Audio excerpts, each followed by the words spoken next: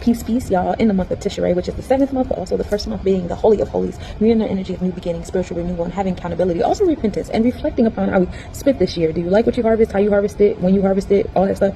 If you want to repeat those things again, repeat them again. If not, let's do something new, my friend. We're in the day of Yom Shemishi. This is the 5th day of the week. This is when God created the creatures of the sea and the birds in the air, which brings us movement and life, freedom, and inspiration, right? We are still in the season of Kanya, being of service, modest, analytical, and having a sense of order under Lakshmi and Vishnu, or keys, on this day of Guru Varg, which brings on wisdom, abundance, education, divine grace, spiritual progress, and enhancing our inner growth, which is really important.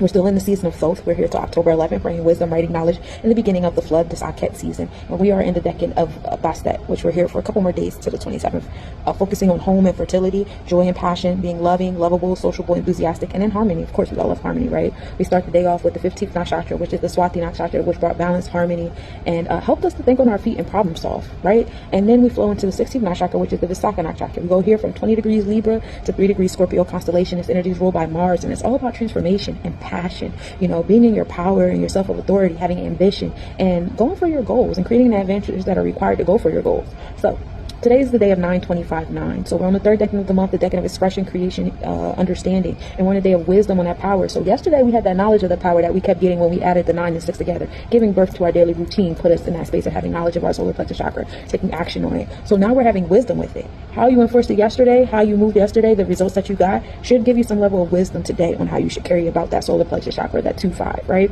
Having some sense of balance and harmony, having a sense of truth of how well your 5s have been doing for you. You know what I'm saying?